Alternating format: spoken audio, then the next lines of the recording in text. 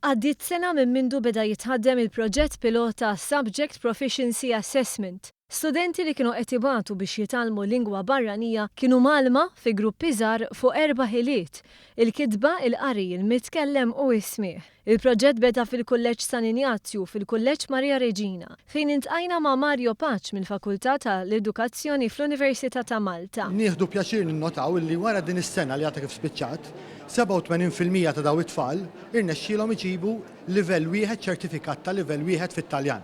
Dawn huma studenti li kienu qataw qalbhom mit-Taljan mill-lingwa. Fl-2014 kważi 36% tal-istudenti Maltin mamlu ebda O-level f'lingwa barranija.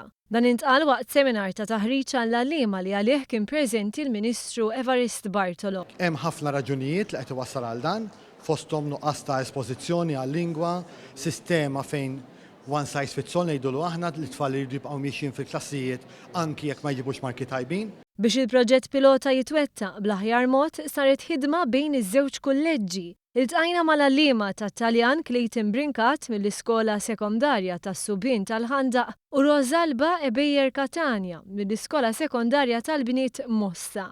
Kull ġimgħa kienu allokati ħin biex jiltaqgħu. Kienet xi ħaġa interessanti ħafna meta inti taqsam ix-xogħlijiet tiegħek ma' kollega oħra li hija minn ambjent ta' skola differenti, fil-waqt li jiena ġej minn skola tas-Subien u bniet biss ukoll il-materjal tagħna kienu wkoll jgħod għaż-żewġ sessi f'daqqa, kienet xi ħaġa li aħna nitalmu minn xulxin.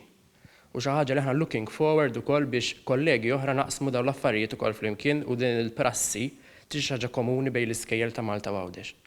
Infatti minn Settembru il-Franċiż, Ġermaniż u Taljan se jkunu offruti fl-ewwel livell f'erba' skejjel tal-Gvern. Rosalba spjegat li l-istudenti jibdew paġna ġdida.